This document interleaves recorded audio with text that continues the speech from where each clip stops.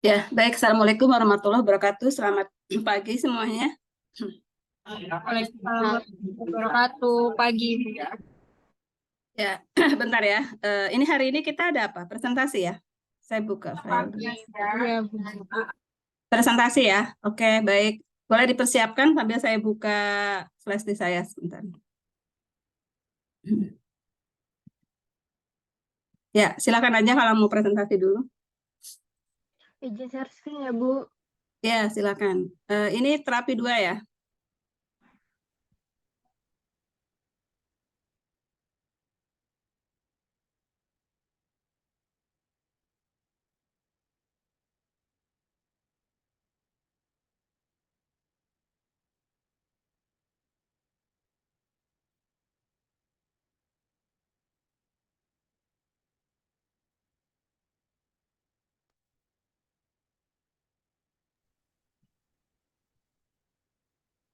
Eh, Sudah terlihat belum ininya PPT-nya? Sudah.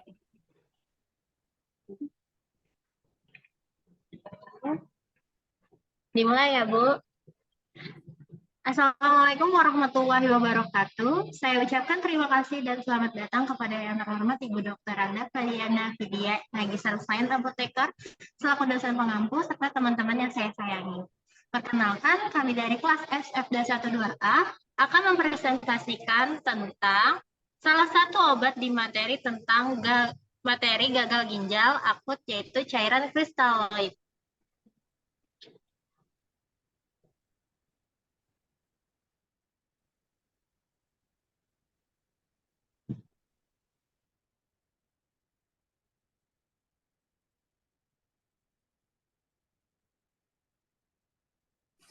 Terapi cairan kristaloid. Terapi cairan adalah salah satu terapi yang sangat menentukan keberhasilan pasien kritis. Cairan kristaloid berisi elektrolit seperti kalium, natrium, kalsium, dan klorida. Kristaloid tidak mengandung partikel onkotik atau tekanan osmotik yang dihasilkan oleh molekul tidak dapat berdifusi. Dan karena itu tidak terbatas dalam ruang intravaskular dengan waktu paruh kristaloid di intravaskular adalah 20-30 menit menurut Suta dan Made pada tahun 2017.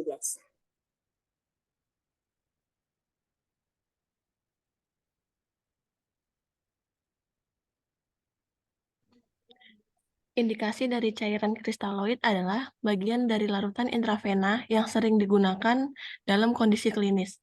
Cairan kristaloid adalah pilihan pertama untuk resusitasi cairan pada kondisi hipovolemia, pendarahan, sepsis, dan dehidrasi. Aplikasi klinis lainnya termasuk bertindak sebagai solusi pemberian obat intravena, memberikan cairan pemeliharaan pada pasien dengan nutrisi internal terbatas atau tanpa nutrisi internal, manajemen tekanan darah, dan meningkatkan diuresis untuk menghindari kerusakan organ akhir yang dimediasi oleh obat nefrotoksik atau toksin.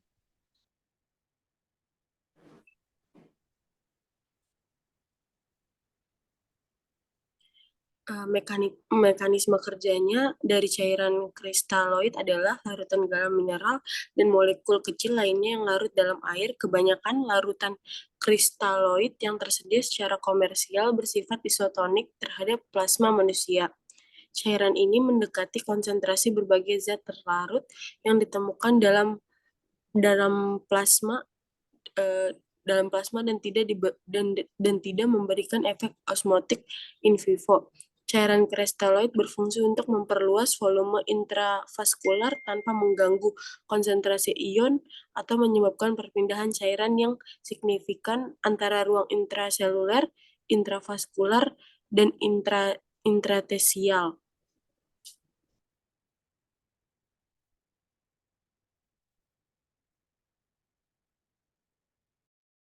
Kontraindikasi, kristaloid yang mengandung kalium atau larutan Ringer laktat, larutan Hartmann, dan lain-lain relatif dikontraindikasikan pada pasien hiperkalemia karena dapat memperburuk kondisinya.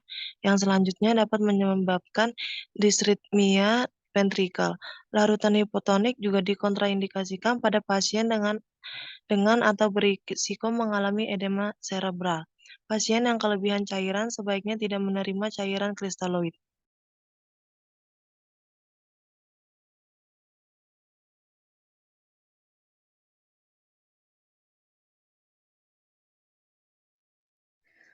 Efek samping pada penggunaan cairan kristaloid dapat menimbulkan edema, asidosis laktat atau penumpukan asam laktat dalam aliran darah, instabilitas hemodinamik dan hemokonsentrasi.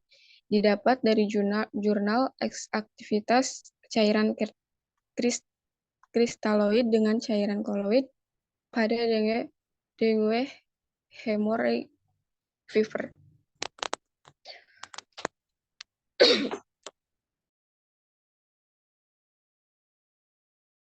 Tiga jenis tosinitas kristaloid.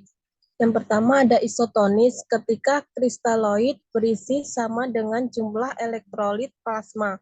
Yang kedua hipertonis jika kristaloid berisi lebih elektrolit dari plasma tubuh.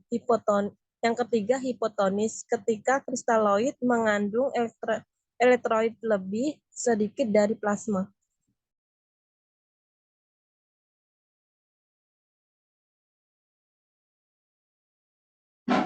Isotonis. Ketika memberikan kristaloid isotonis, tidak terjadi perpindahan yang signifikan antara cairan dalam intravaskular dan sel. Dengan demikian, hampir tidak ada atau minimal osmosis. Keuntungan dari cairan kristaloid adalah murah, mudah didapat, mudah penyimpanan, bebas reaksi, dapat segera dipakai untuk mengatasi defisit volume sirkulasi, menurunkan viskositas darah, dan dapat digunakan sebagai fluid challenge test. Efek samping yang perlu diperhatikan adalah terjadinya edema perifer dan edema paru. Pada jumlah pemberian yang besar, contohnya itu ada larutan kristaloid isotonis pada ringer laktat, normal saline, atau NaCl 0,9% dan dextrose 5% in 1/4 ns.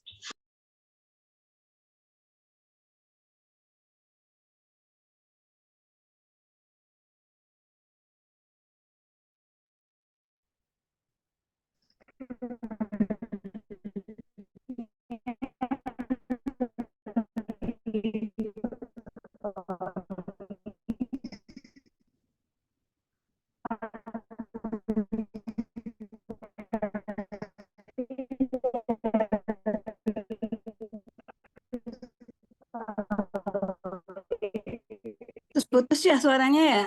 Atau gimana? Atau saya aja yang putus-putus? Akan menarik cairan dari sel ke ruang intravaskular. Efek larutan garam hipertonik lain adalah meningkatkan curahan jantung. Efek sampingnya ada hipernatremia dan hiperkloremia. Dextrose 5% dalam setengah normal salina, dextrose 5%. Dextrose 5% dalam normal salina dan salin 3%.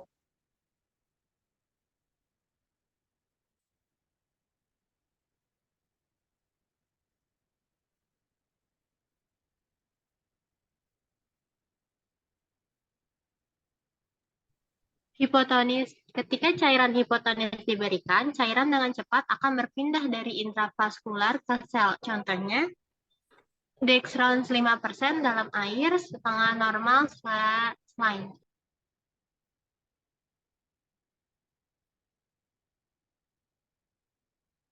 Nah, berikut daftar pustaka yang kita pakai.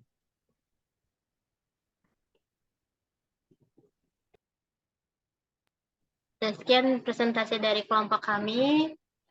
Mohon maaf bila ada kesalahan membaca atau perkataan. Minal aizin wal faizin, mohon maaf lahir dan batin.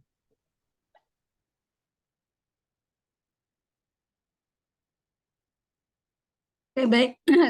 Ini tentang kristaloid ya. Boleh lihat lagi slide-nya, coba dari awal.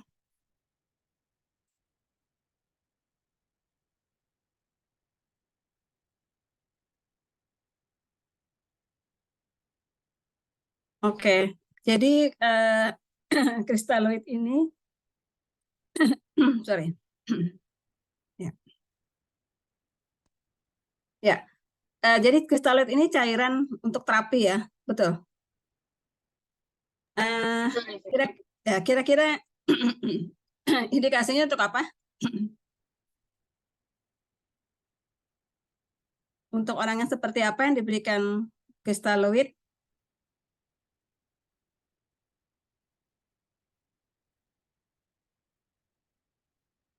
pada kondisi hipovolemia atau kondisi pada pasien yang kekurangan cairan ekstraseluler, pada pasien yang terjadi perdarahan, sepsis, dan dehidrasi, Bu. Dehidrasi, hipovolemia, perdarahan, sepsis ya, seperti itu ya. Oke. Terus mekanisme kerjanya bagaimana?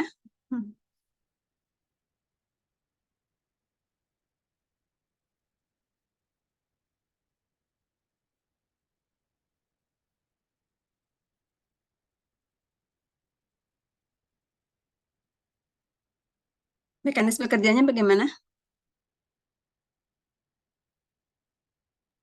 Mekanisme kerjanya itu cairan kristaloid memperluas volume intravaskuler tanpa mengganggu konsentrasi ion atau menyebabkan perpindahan cairan yang signifikan antara ruang intraseluler, intravaskuler, dan interstisial. Oke. Jadi mekanisme kerjanya adalah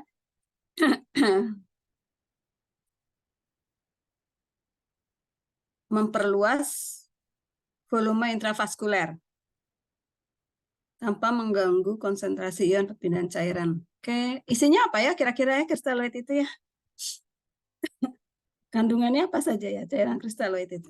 Natrium, kalium, Natrium, kalium, apa lagi? Cuma dua itu?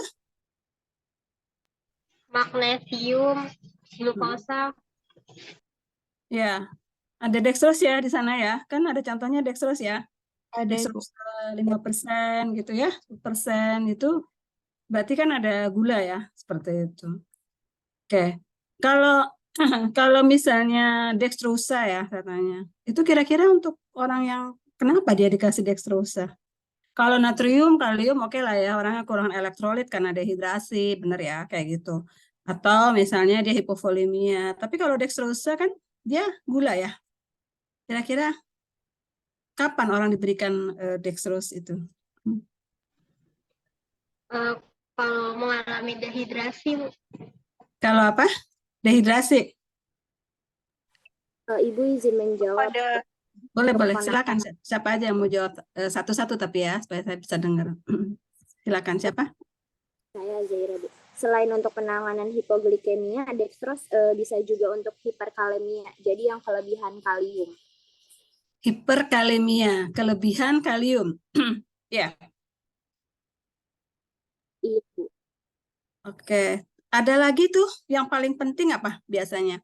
Kalau kelebihan kalium ya itu masuk elektrolit ya, seperti itu ya. Ada lagi yang paling penting sebenarnya, kapan orang harus diberikan dextrosa?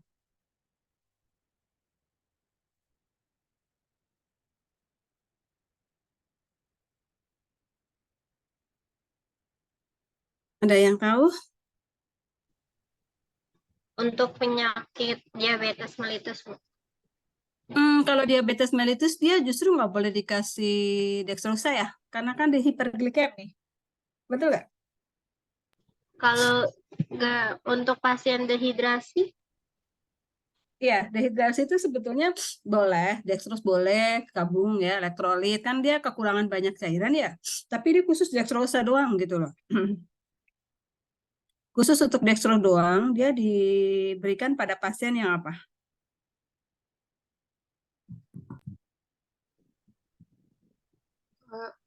Pasien yang kadar gulanya rendah, Ibu. Ya, atau nama lainnya apa? Ada yang tahu nggak? Nama lainnya apa? Hipoglikemi. Ya. Hipoglikemi.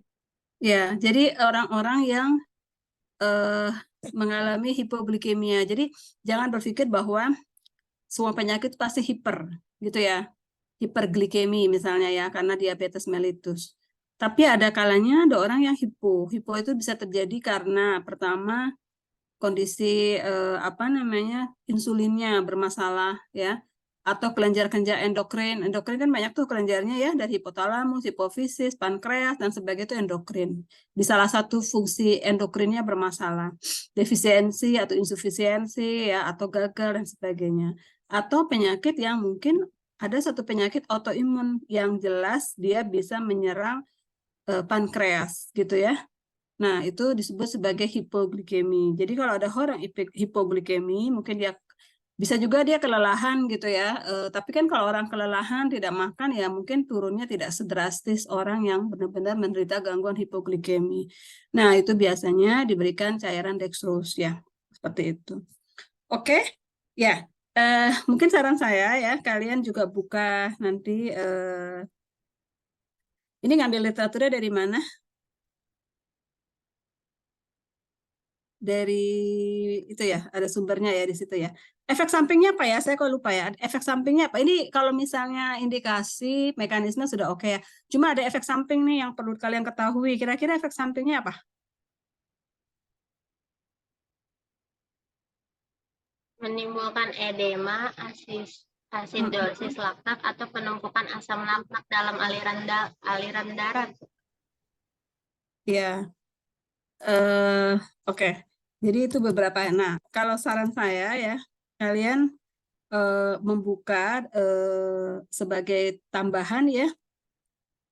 Seperti itu kalian boleh membuka drugs.com ya, seperti itu ya. Coba boleh saya share screen sebentar. Ini bahan ujian kalian juga bisa dari situ ya. Coba bisa di stop sebentar biar saya share screen ya. Nah, ini nggak mungkin saya terangkan satu persatu ya. Kalian boleh buka di sini ya. Oke, ini ya. Kelihatan ya ini ya. Nah, ya kelihatan ya. Nah, ini drugs.com ya. Kalian S1 pasti udah tahu lah ya bagaimana pencari drug interaction report ya. Di sini ada dextrose 5% dan diclofenac gitu ya. Kalau saya masih kedengaran ya? Masih. Masih, Bu. Oke, Masih, Bu, masih. kadang-kadang melemah ya, nanti bisa tahu. Nah, ini dextrose 5% dengan diclofenac, kalian bisa cari di sini di drug.com, nanti di sini ada interaction checker ya, kalian bisa cek. Nah, di sini interaksi antara diclofenac kan ini kadang orang tersebut meminum apa namanya analgetik kuat gitu ya, analgetik diclofenac NSAID ya, dengan dextrose begitu ya. Nah, ini bersama dengan LV solution dengan potasium. Nah, ini apa yang terjadi ya? Terjadi berkembang dapat menyebabkan hiperkalemia, kemudian kidney failure ya, cardiac arrest. Ini kalian bisa mencari yang severe ya. Jadi macam-macam ya, ada yang minor, mayor, moderat begitu ya. Nah, kalian bisa melihat di sini yang ini ya, major ya. Major. Kalau moderat ini moderat dan major ya. Kalian bisa pelajari ya, catat ya. Kalau yang minor mungkin tidak terlalu signifikan ya. Artinya dia beresiko tapi tidak terlalu berat. Yang berat lah moderat dan major ya. Nah, apabila pemberian bersama dengan diclofenac misalnya, maka dia akan memperberat bersifat moderat ya. Terjadi kondisi hiperkalemia, cardiac arrest, kidney ya, kemudian heart failure ya dan sebagainya. Irregular heartbeat ini agak bermasalah juga ya. Jadi ada irama jantung yang tidak stabil begitu ya. Seperti itu. Jadi ini mungkin bisa kalian cek di sini ya satu persatu ya. Supaya nanti kalau ujian kalian bisa tahu interaksi obatnya dengan apa gitu ya. Oke. Terima kasih atas ininya. Silahkan dilanjutkan presentasi yang berikutnya. Saya stop share dulu ya. Ya, monggo silakan. Kalian boleh siap-siap dulu ya. Saya izin kamar mandi sebentar ya sambil menyiapkan itu ya presentasinya. Bentar.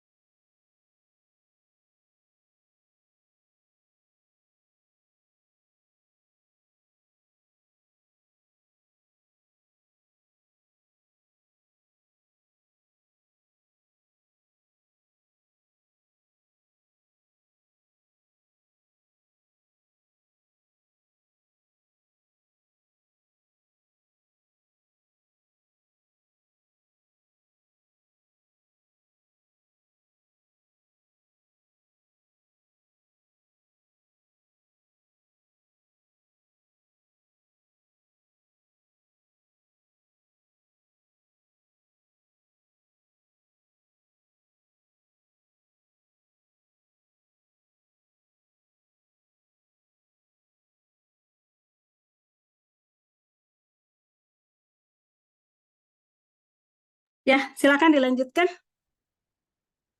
Assalamualaikum warahmatullahi wabarakatuh. Selamat pagi untuk Ibu Fahdiana selaku dosen pengampu farmakoterapi 2. Di sini kami kelas SF 211A akan mempresentasikan materi tentang diuretik load.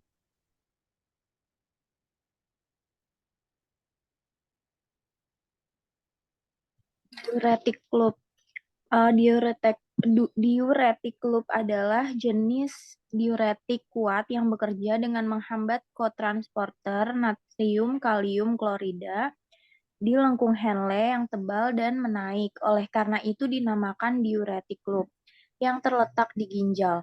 Hal ini mengurangi atau menghilangkan reabsorpsi natrium klorida, dan kalium yang menyebabkan peningkatan kehilangan natrium klorida dan kalium ke dalam nefron atau unit fungsional ginjal. Akibatnya, air juga tersedot ke dalam nefron dan volume urin meningkat. Diuretik loop juga mengurangi reabsorpsi kalsium dan magnesium. Diuretik loop digunakan dalam pengobatan edema akibat gagal jantung, penyakit hati, dan penyakit ginjal. Mereka juga dapat digunakan untuk mengobati tekanan darah tinggi. Diuretik loop menginduksi efeknya dengan bersaing dengan klorida untuk berikatan dengan kotransporter Na natrium klorida dan kalium di membran apikal lengkung Henle yang tebal dan menghalangi kotransporter yang menghambat reabsorpsi natrium dan klorida. Dengan menghambat reabsorpsi NaCl, tonisitas di interstitium menurun dan sebagai hasilnya ekskresi air bebas meningkat. Pemblokiran kotransporter NKCC2 membuat kalium tidak dapat diserap kembali ke dalam lumen yang mengakibatkan hilangnya ion kalsium dan magnesium.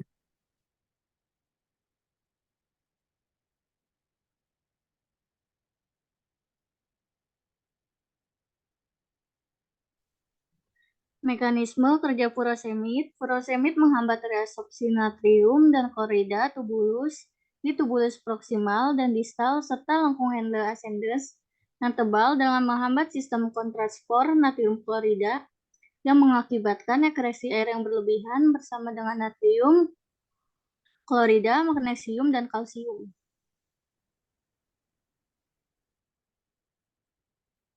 Kemudian furosemid ini ada indikasinya.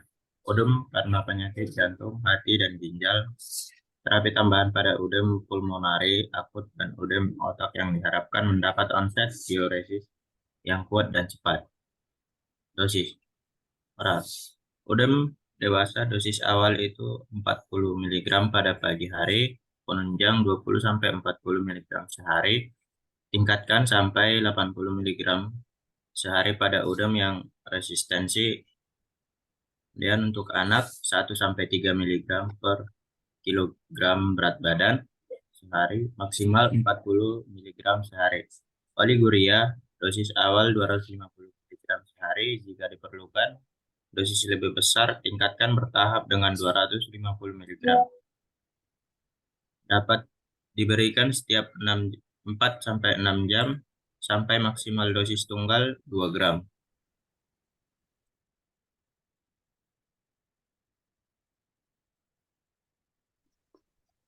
Efek samping furosemid menurut Pionas BPOM. Sangat umum gangguan elektrolit, dehidrasi, hipovolemia, hipotensi, peningkatan kreatin darah. Umum. Hemokonsentrasi, hiponatremia, hipokloremia, hipoklemia, peningkatan kolesterol darah, peningkatan asam urat darah, GAT, enselopati hepatik pada pasien dengan penurunan fungsi hati, peningkatan volume urin. Tidak umum. Trombositopenia, reaksi alergi pada kulit dan membran mukus, penurunan toleransi glukosa dan hiperglikemia, gangguan pendengaran, pruritis, urtikaria, ruam, dermatitis, wolusa, erythema multiformis, pemphigoid, dermatis eksfoliatif, purpura, fotosensitivitas. Jarang, eosinofilia, leukositopenia, anafilaksis berat dan reaksi anafilaktoid. Paresthesia, vakulitis, muntah, diare, nefritis, tubulointratisial. Demam sangat jarang. Anemia hemolitik, anemia aplastik, agranulocytosis, tinnitus, pankreatis akut, kolestatis intrahepatik, peningkatan transminase. Tidak diketahui frekuensinya. Hipoglasemia, hipomagnesemia, alkalosis, metabolik, trombosit, sindroma Stevens-Johnson, nekrolisis, epidemal toksis, pustolisis, eksantema generalis akut. Sekian presentasi dari kelas SF 211A. Terima kasih. Wassalamualaikum warahmatullahi wabarakatuh. Ya, baik. Waalaikumsalam. Ya, oke ya. Jadi diuretik, oke boleh share, stop share ya. Nanti, ya. Jadi diuretik, apa namanya, loop diuretik itu diuretik kuat ya. Dia bisa sampai 10% mengeluarkan, apa namanya, ini, mengeluarkan, mengeluarkan natrium ya.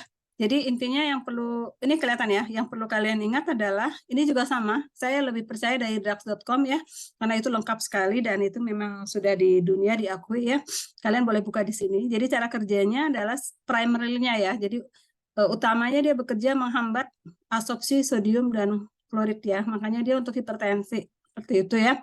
Jadi natrium dan kloridumnya tidak menghambat hanya di proksimal, tetapi juga di distalnya. Jadi di dua tempat dihambat, di tubulus ya, dan juga di ascending limb-nya atau dari loop Henle. Makanya dia lebih kuat bekerja di loop Henle ini yang cekungan bawah itu ya dari ginjal, maka disebut sebagai diuretic loop ya.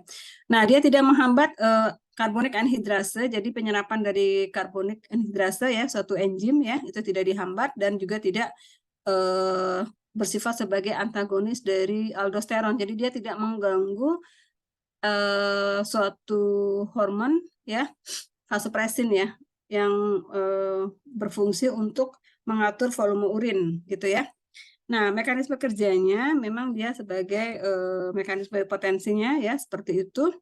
Dia dapat dihasilkan karena adanya penurunan dari volume plasma begitu ya. Tapi yang perlu diingat adalah bahwa kalau ada orang sakit jantung ya, misalnya dia ginjal ya, ginjal yang terlalu berat, yang sudah berat, nanti kita lihat di GGA ya, GGK ya, itu pertimbangan khusus dari seorang dokter untuk tidak memberikan furosemid ya. Kenapa? Karena akan membuat jadi ginjalnya kekurangan cairan dan itu juga akan berbahaya begitu ya. Nah, ini nanti kalian bisa lihat di sini di action-nya ya. Kemudian di sini ada beberapa efek interaksi yang terjadi ya, karena tidak mungkin suatu diuretik diberikan hanya satu ya, biasanya dia diberikan bareng-bareng dengan obat lain ya. Kemudian advice to patient itu perlu untuk kalian ketahui bahwa akan terjadi resiko kelebihan kehilangan cairan elektrolit begitu ya, atau elektrolit imbalance-nya akan terganggu ya karena ada pengeluaran dari elektrolit begitu ya. Kemudian bisa terjadi hipotensi postural yang potensial ya seperti itu karena tadi ada penurunan yang drastis. Jadi diuretik furosemid ini memang tidak bisa diminum kalau biasanya hanya 1 kali sehari gitu ya. Kalau dia harus dikombin, dia dikombin dengan diuretik yang hemat kalium seperti itu ya. Ini kalian bisa lihat beberapa. Tadi saya dengar ada Stephen Johnson juga ya. Kalau memang dia biasanya kombinasi dengan obat lain ya. Saya sih jarang melihat ada orang yang kena loop diuretik kemudian Stevens-Johnson. Biasanya dia karena berbarengan ya konkomitan dengan terapi lain sehingga akan menimbulkan efek Stevens-Johnson ya. Oke, terima kasih presentasinya ya. Nanti dipelajari juga dari sini ya, docs.com ya, furosemid ini ada ya, special alertnya, apa yang harus kalian baca, warningnya seperti itu ya, apa saja, lalu indikasinya untuk idem, untuk hipertensi ya. Nah, ini ya, beberapa saya lihat tadi udah masuk sih seperti itu, blood pressure dan sebagainya ya. Oke, terima kasih. Lanjut ke presentasi berikutnya. Saya coba stop share dulu ya, bentar. Ya, yang terakhir ya, apa ini?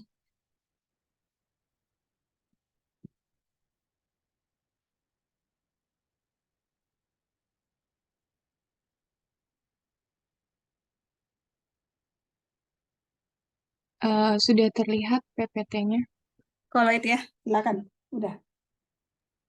Assalamualaikum warahmatullahi wabarakatuh. Yang terhormat Ibu dosen pengampu Dr. Anda Fakdiana Vidya MFI APT selaku dosen pengampu mata kuliah farmakoterapi 2, kami dari kelas SF211B ingin mempresentasikan tentang materi cairan koloid.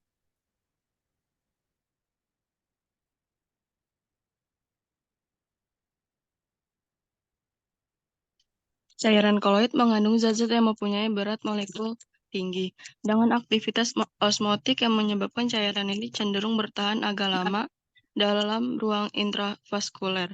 Koloid ini digunakan untuk resusitasi cairan pada pasien dengan defisit cairan berat, seperti pada shock, hipovolemik, atau hemorhagik sebelum diberikan transfusi darah.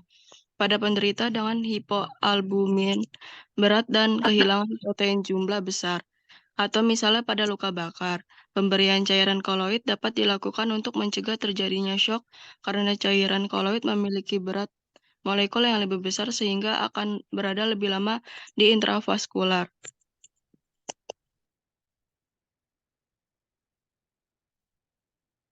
Koloid alami.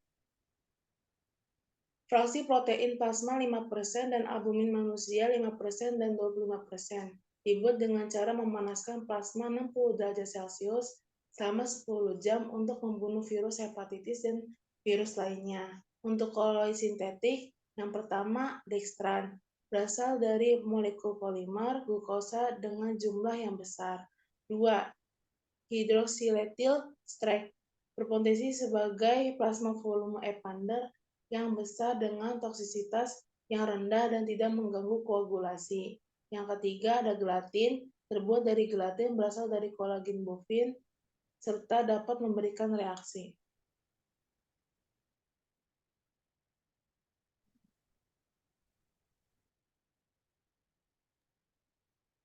Selanjutnya ada indikasi penggunaan koloid. Yang pertama ada resusitasi cairan pada pasien dengan defisit cairan intravaskular berat sebelum transfusi darah dapat dilakukan. 2. Resusitasi cairan pada pasien dengan hipoalbumin berat atau keadaan yang dihubungkan dengan kehilangan protein dalam jumlah besar seperti luka bakar. Yang ketiga ada koloid. Sering digunakan bersama dengan kristaloid jika kebutuhan cairan pengganti melebihi 3-4 liter sebelum transfusi.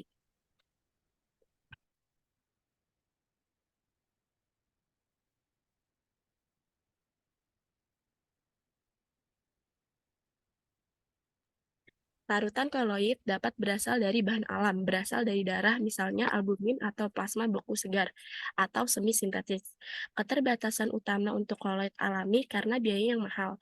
Subkelas utamanya adalah hidroeksitil pati, gelatin, dan dextran, dengan larutan Hess yang paling umum digunakan.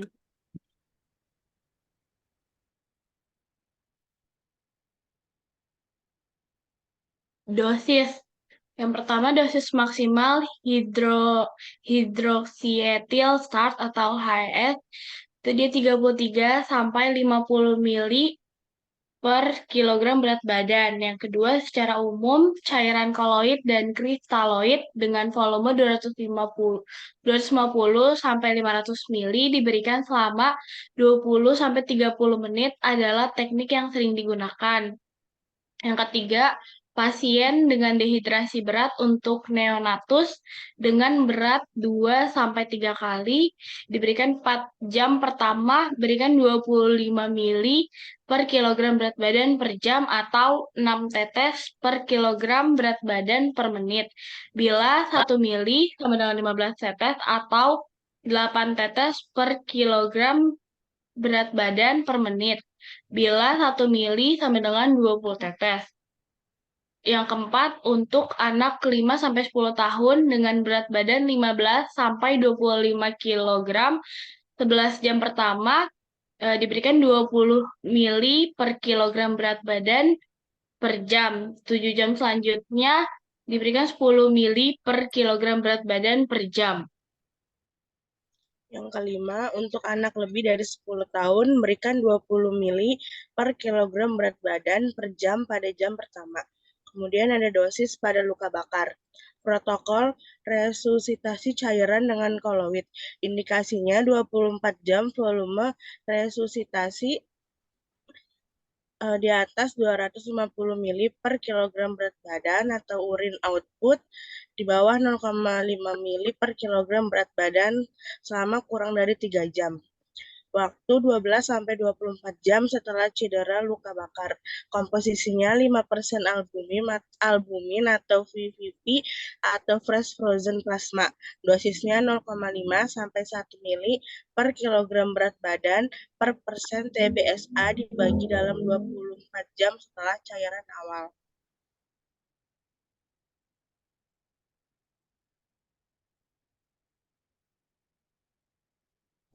Mekanisme kerja cairan koloid. Koloid bekerja meningkatkan volume intravaskuler dengan cara menarik cairan bebas kembali ke intravaskuler.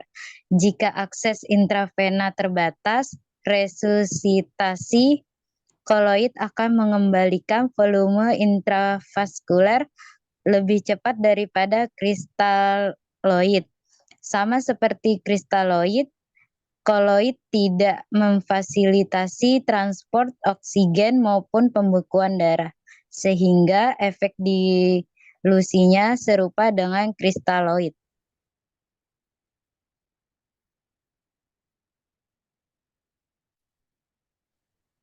Lalu pada efek samping, yang pertama ada reaksi anafilaksis, yang kedua ada edema perifer, edema paru, yang ketiga ada gangguan koagulasi, yang keempat ada pada penggunaan hidroxyetylstats yang sering menyebabkan koagulopati dengan mengintervensi fungsi trombosit, penurunan aktivitas fibrinogen sehingga bukan pilihan pada resusitasi pasien anak yang mengalami trauma. Berikut daftar pustaka yang digunakan untuk menyusun presentasi ini.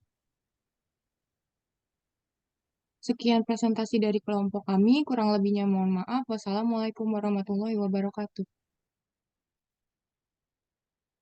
Oke, waalaikumsalam. Boleh dilihat presentasinya. Jadi ini koloid dengan itu bedanya apa? Kristaloid. Boleh tahu?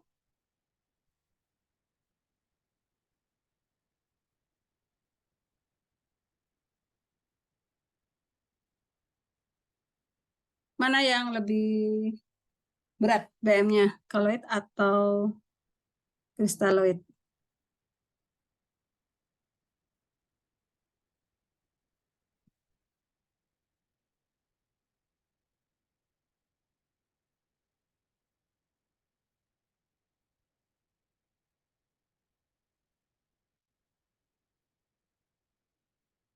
Mana kira-kira?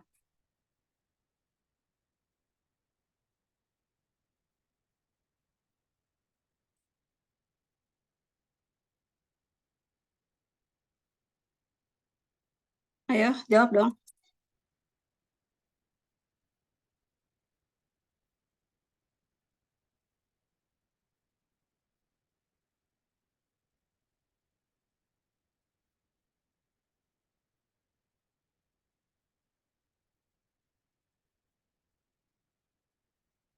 Cairan koloid, Bu, yang BM-nya lebih besar daripada yang kristaloid. Mana yang lebih besar? Cairan koloid ya. Oke, cairan koloid. Kemudian Cairan koloid ini indikasinya untuk apa? Untuk pasien dengan resusitasi cairan yang berat seperti shock hipovolemik atau hemorhagik. Ya, jadi dia sama ya. Intinya sebetulnya dia sama ya dengan kristaloid ya. Fungsinya seperti itu ya. Jadi mekanisme kerjanya bagaimana jadinya? Mekanisme kerjanya seperti apa kira-kira?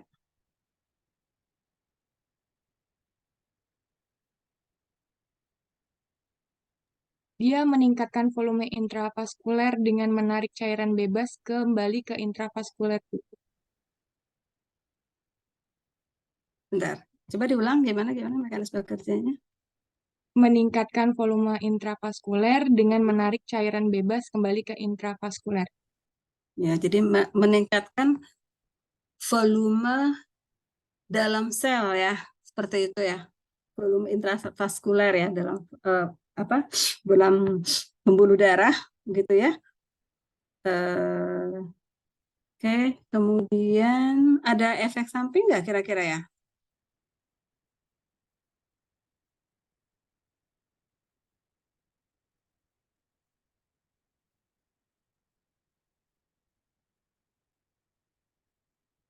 Kira-kira efek sampingnya apa ya?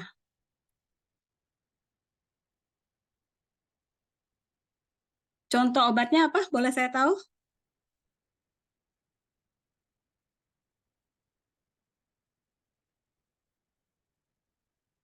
Dextran, hidroksiletil start, sama gelatin, Bu. Ya, yang paling dipakai sih Dextran ya biasanya seperti itu ya. Efek sampingnya apa? Side effect dari Dextran kira-kira?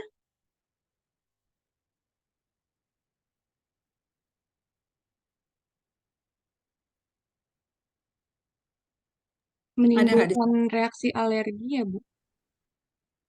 Ya, reaksi alergi itu anafilaktik Kehilangan kesadaran, Ibu. Apa? Kehilangan kesadaran. Kehilangan kesadaran. Ya, oke. Ya, terima kasih. Coba di stop share dulu biar saya kasih lihat.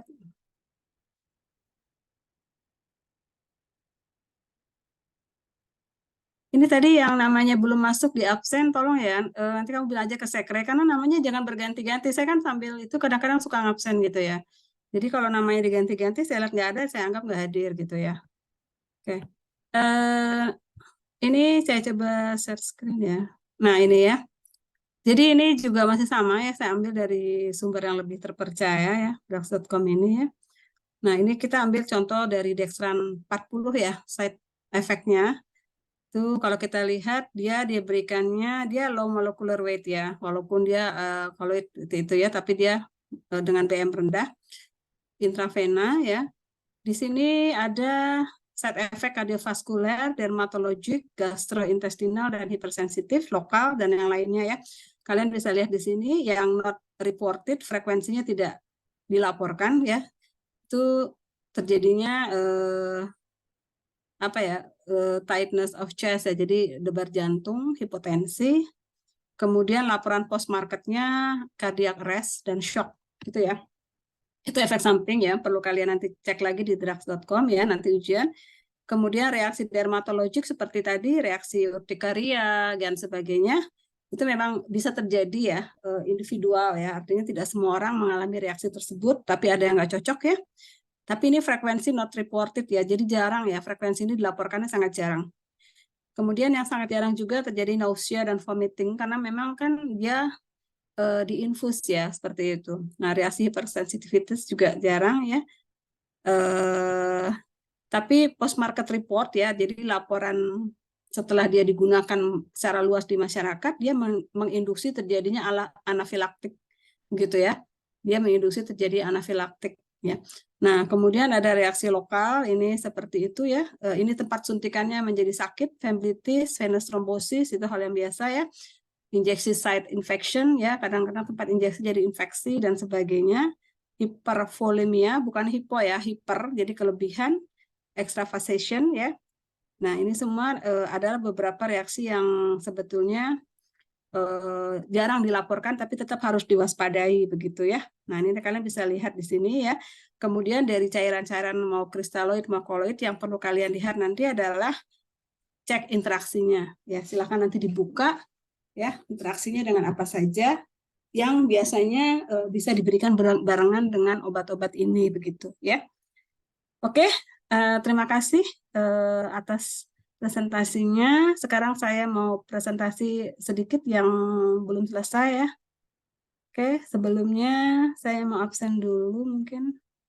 Ini dia ada ya. Dia nanti kamu bilang ya ke apa namanya sekre ya. Karena tadi saya lihat nggak ada namanya. Satu lagi saya absen dulu sebentar ya. Ini enggak, saya cek dulu ya. Sarah ada nggak Sarah? Sarah Permata cuti, Bu. Cuti ya. Sarah Fauzia ada ya? Hadir. Sylvia? Hadir, Ibu. Yuni? Sylvia. Malah. Hadir, Bu. Anissa? Hadir, Ibu. Gita? Hadir. Yusnia? Hadir. Septi Berta ada nggak? Hadir, Bu. Ayodhya?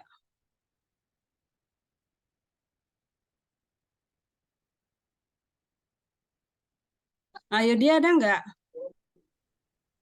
Nggak ada. Apa? Hadir nggak? Ada, Bu, Kak Ayodhya, Bu. Roida? Langsung jawab ya, karena waktunya habis loh ini manggil terus. Roida hadir, Bu. Lorita? Hadir, Bu. Putri? Hadir, Bu. Oke, Faridan ada. Arta? Najahra? Salsabila ada nggak? Hadir. Bagi turun.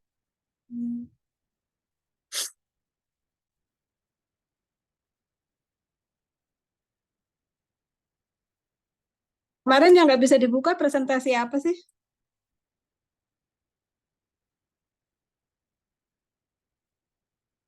Ada yang nggak bisa dibuka tuh presentasi apa? Udah lihat belum?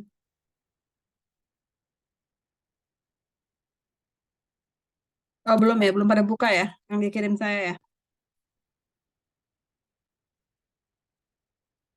Yang kanker cair, Bu. Oh kanker cair nggak bisa dibuka ya? Coba nanti saya cek lagi deh, ingetin saya ya, karena saya lupa baru saya buka lagi loh. Oh ya ada yang bisa dibuka. Oke, nanti tolong diingatkan saya, kanker cair ya, BJ-nya mungkin ya. Bu, kanker cair belum, jadi saya nanti coba buka lagi. Ini saya ke-skip juga kata-katanya tadi. Oke, saya coba ini ya, saya coba presentasi tentang ini. Bentar ya.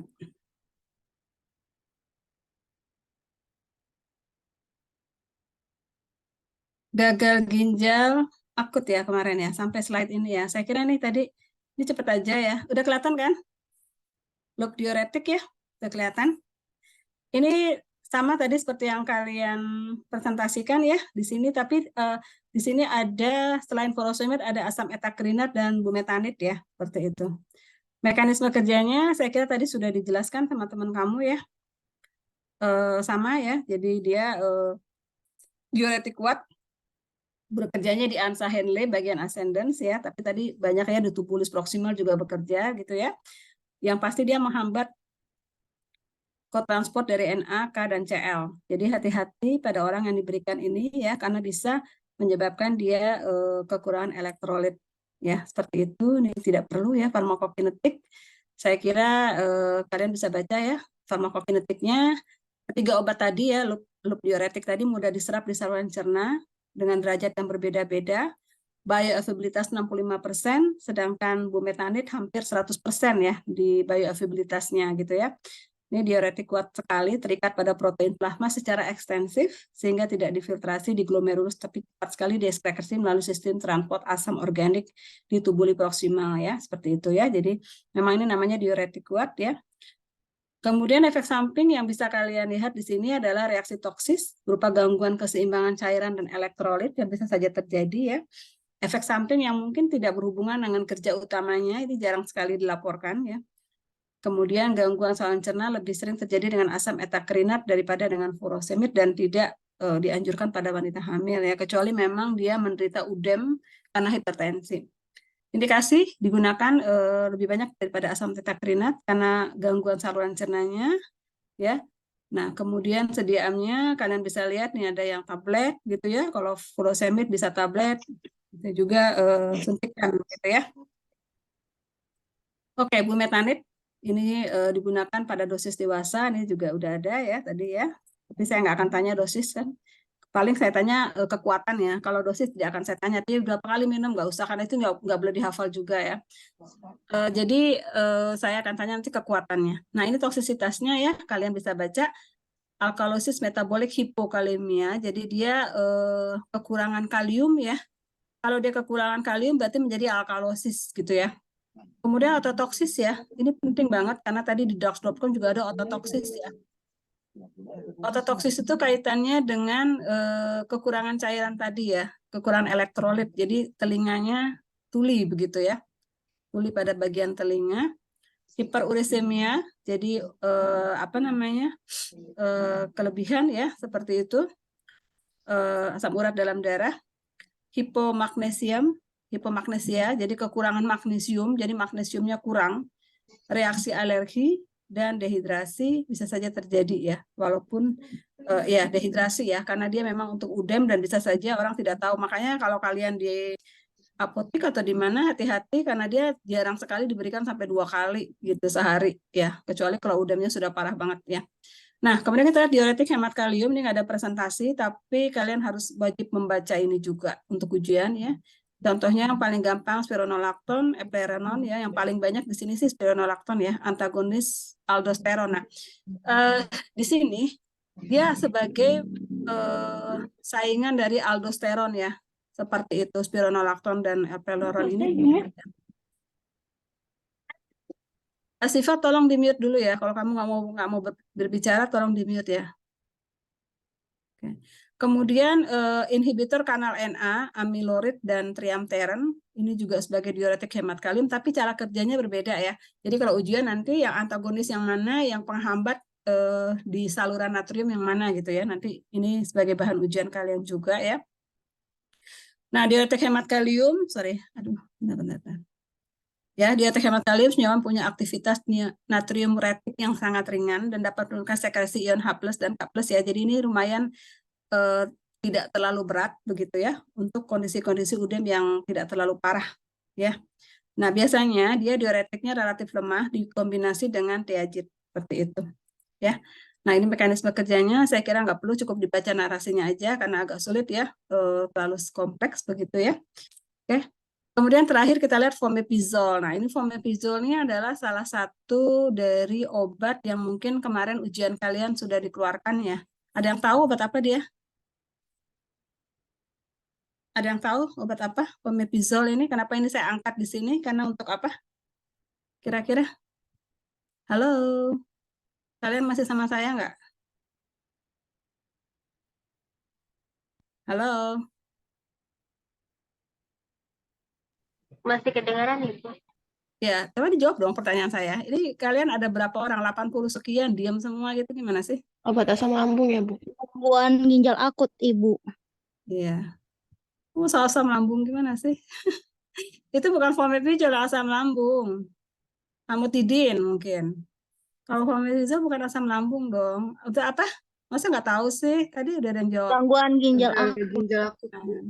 Gangguan ginjal akut karena apa? Karena ada orang gangguan ginjal akut harus dikasih fomepizol. Enggak juga kan? Karena apa? Kan gangguan ginjal akut nggak selalu dikasih fomepizol ya? Karena apa dia? Yuk. Ikifa, yuk.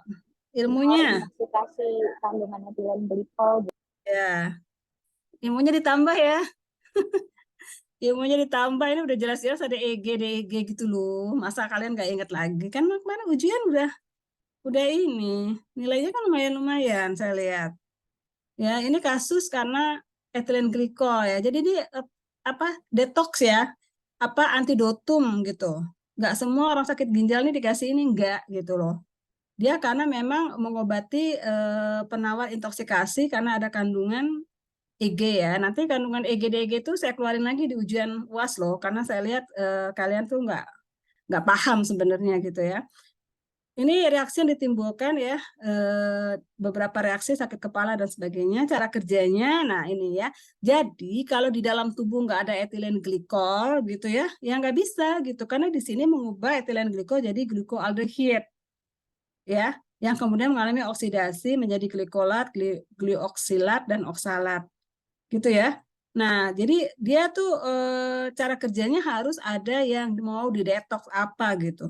Nah, cara kerjanya dia menghambat enzim alkohol dehidrogenase untuk mengatasi keracunan tadi yang dibilang ada EG, DEG, metanol, ya seperti itu bisa diberikan dengan fomepizol. Jadi artinya kalau ada orang kasus gagal ginjal akut, kemudian diberikan fomepizol, ternyata gagal ginjal akutnya terkoreksi, berarti memang di dalam tubuh dia ada yaitu zat EG, DEG atau metanol gitu loh, ya.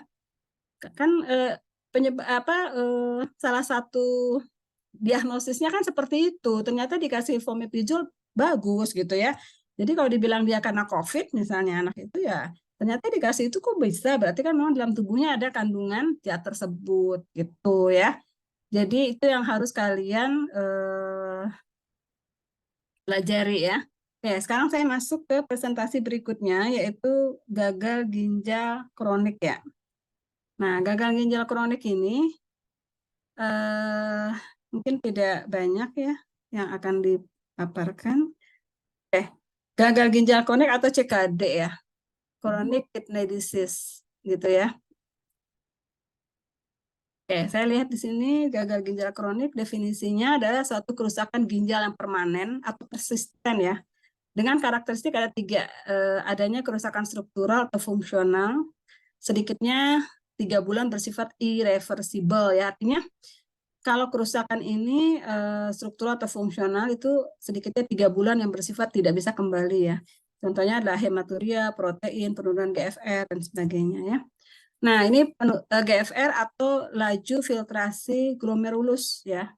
Sama ya bahasa Inggris dengan bahasa Indonesianya gitu ya. Dia mengukur jumlah darah yang disaring oleh ginjal setiap menit. Jadi kenapa GFR ini menjadi salah satu indikator terjadinya penurunan ginjal, karena dia mengukur jumlah darah yang disaring oleh ginjal setiap menit. Jadi berapa sih banyak darah yang disaring oleh ginjal setiap menit.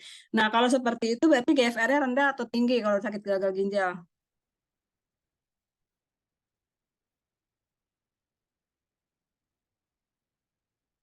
Kalau sakit gagal ginjal GFR tinggi atau rendah?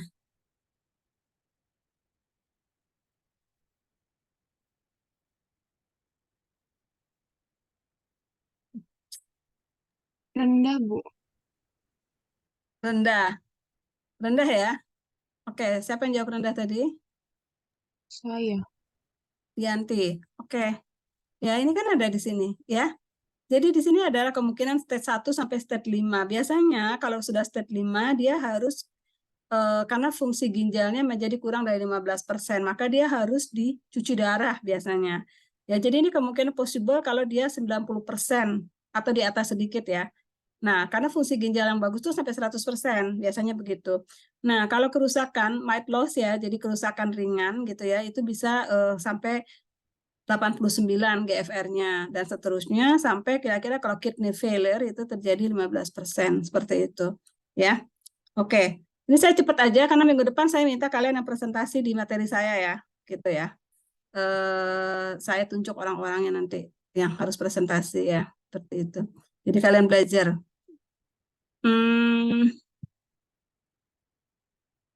Bagaimana menghitung fungsi ginjal ya. Ini ada pria ya, pria dan wanita. Ini kalian lihat dari umur ya.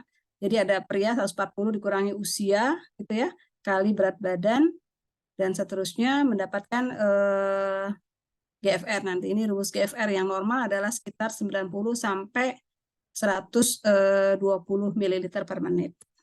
Ya. Oke, ini patogenesisnya ya.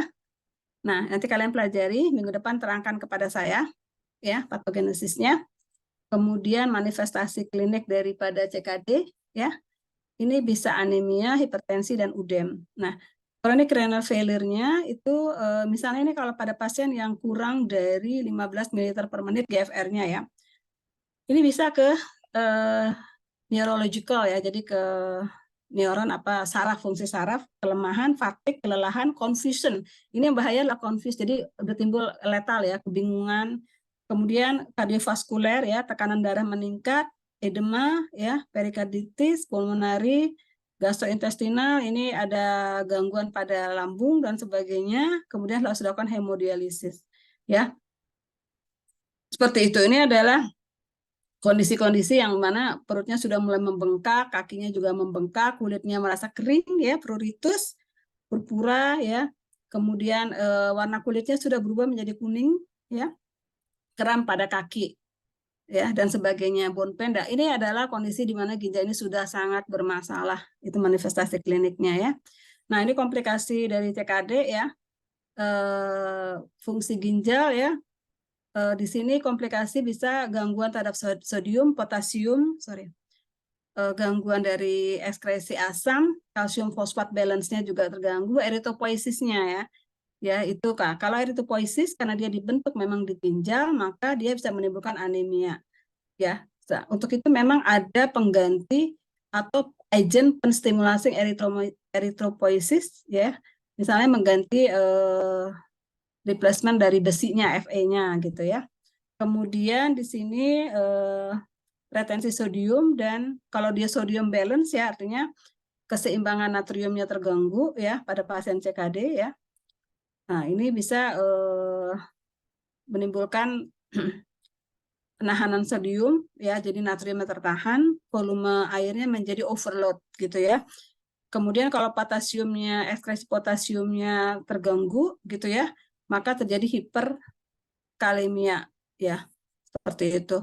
Kalau asamnya, yang ekskresi asamnya terganggu, maka bisa terjadi metabolic acidosis terhadap pasien CKD ya.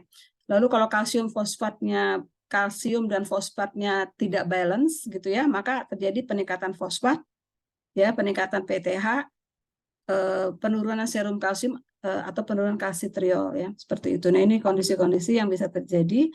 Kemudian terapinya apa yang harus dilakukan ya, sodium restriction, diuretik ya, kalau terjadi kondisi sodium balance, kalau terjadi potasium ekskresi yang terjadi, maka hindarilah penggunaan NSAID ya. Kemudian kalau terjadi metabolic acidosis, maka bikarbonat, bentar ini mana sih? Maka berikan BICNAT, bikarbonat natrikus. Ya. Dan kalau misalnya terjadi imbalance pada kalsium fosfat, maka bisa diberikan fosfat binder atau kalsimimetik. Kalau misalnya yang terganggu di sini adalah hormon paratiroidnya ya. Ini HPT, hormon paratiroidnya terganggu, kalsimimetik, atau meningkatnya kadar fosfat, maka diberikan fosfat binder. Jadi diberikan pengikat fosfat. Ya, kalau misalnya dia eritropoiesis, maka terjadi diberikan replacement pengganti besinya Fe, karena dia nanti akan menimbulkan anemia ya, kan besi mengikat O2 ya, seperti itu, oksigen juga ya, maka diberikan pengganti besinya. Nah, ini tadi sudah ya, risiko-risikonya tadi juga sudah, ini tadi dialisis ya, harus dialisis kalau kidney failure tadi udah gambarnya ya. Oke, terapi gagal ginjal kronik ini kalau kita lihat seperti ini cara terapinya ya. Farmakologinya emergensi kasih ya hemodialisis sito, kalau emergensi furosemid, koreksi elektrolit, asam basa. Kalau emergensi ya, kalau rutin kasih ABC, kemudian antihipertensi, diuretik, dan hemodialisis rutin. Nah, ini hemodialisis ya. Indikasi hemodialisis itu pada pasien CKD ya, seperti itu, udem paru, udem yang tidak terespon, asidosis, encephalopathy uremicum. Jadi artinya asam ureanya ya, urea ya, urea kan bahaya ya, udah bau keton gitu, bau ureum, itu sudah sampai ke kepala ya. Gastropathy uremicum, ureumnya lebih dari 200 ya. Ini bahaya banget kan? Kan kalau kita berurin kan baunya khas ya. Itu ureanya udah sampai 200, hiperkalemia, uremic lungs ya, seperti itu. Nah, ini cara kerjanya ya, seperti itu. Ya ini dokter sih yang tahu ya, saya juga kurang paham karena sebetulnya saya juga tidak pernah melakukan hemodialisis, memang nggak boleh ya, maksudnya kan apoteker nggak ranahnya ya, tapi kira-kira seperti inilah dia masuk gitu ya ke dalam arteri, kemudian dilakukan pencucian melalui vena ya dan sebagainya ya, seperti itu, peritoneal ya, perut dan sebagainya, itu hemodialisis seperti itu ya. Nah, ini cara pemberian furosemid tadi intravena 2 ampul bolus ya, oral ya. Kemudian diuretik. Nah, diuretik yang tadi sudah dikatakan ya. Jadi ada beberapa diuretik dengan cara kerjanya. Nah, di sini ada gambaran ginjal, kalian bisa lihat ya. Asetazolamid menghambat karbonat anhidrase ya, meningkatkan ekspresi natrium, kalium dan HCO3 begitu ya. Kemudian furosemid, tolvaptan dan sebagainya. Ini kalian bisa lihat di sini dia bekerja di bagian mana saja yang ditunjuk tanda panah ini. Artinya dia bekerja di bagian proksimal, di kapsul Bowman, kemudian kalau yang furosemid dia berada di loop sini ya, loop Henle ya, dari panjang ini sampai sini. Kemudian kalau tolvaptan dia akan bekerja di bagian sini sebagai antagonis dari vasopresin reseptor 2 ya. Nah, metolazon dia akan bekerja di sini ya, menurunkan reabsorpsi natrium dan klor ya. Kemudian spironolakton dia akan bekerja di ini yang tanda panah ini ya, di saluran ini, duktus ini ya, menghambat epithelial Na channel ya, meningkatkan reabsorpsi natrium dan meningkatkan ekskresi dari kalium. Sorry, ini saya harus pasang charger dulu juga.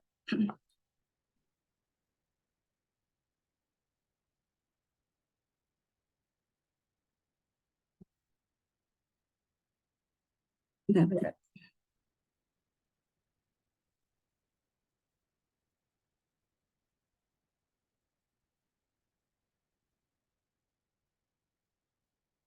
Oke. Sebentar. Koreksi elektrolit ya.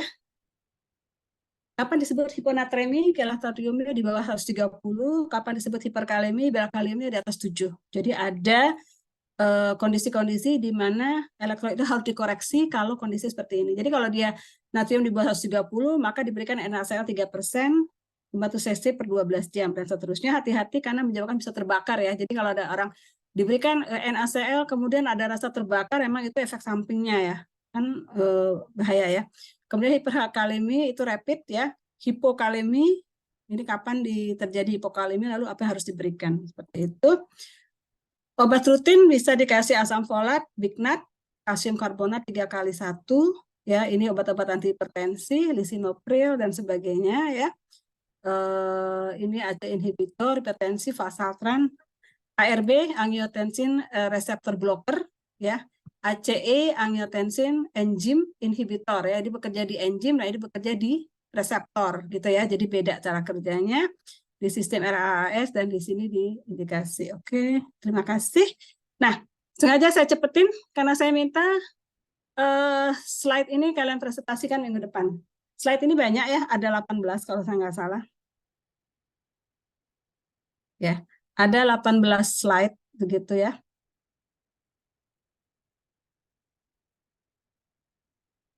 Bentar ya.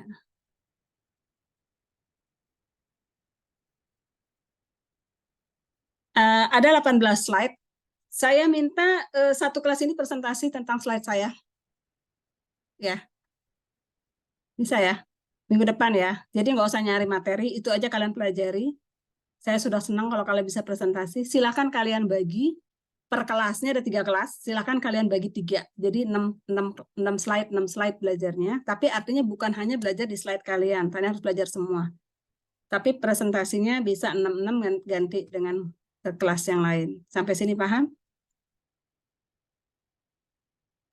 Paham, Ibu. Oke. Jadi slide saya yang gagal ginjal kronik, silakan dipresentasikan sekali lagi, jangan ada yang bertanya ya. Dipresentasikan minggu depan sebelum saya masuk ke materi berikutnya. Kita akan bahas lebih dalam, jadi kalian bertanggung jawab terhadap masing-masing 6 slide. Jangan hanya baca, tapi pahami. Ya, karena setiap kelas bertanggung jawab terhadap 6 slide, tapi kalian juga akan saya tanya nanti terhadap slide yang lain. Ya, karena itu kan materi ujian kalian ada di sana. Ya, silakan dipelajari baik-baik. Ya, kalau mau cari literatur yang bisa mendukung silahkan, tapi presentasi slide itu saja. Cuma mungkin bisa sebagai bahan kalian untuk tambahan presentasi. Oke, saya kira ada pertanyaan kah di sini? Jadi saya catat dulu ya, minggu depan kita presentasi.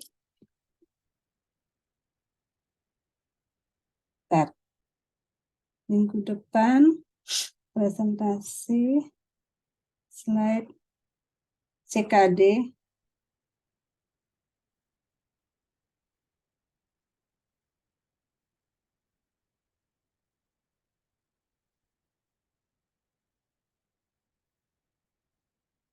Oke. Apa yang belum bisa buka tadi? PPT kanker apa? Cair, Ibu. Saya cek lagi ya, PPT kanker cair ya.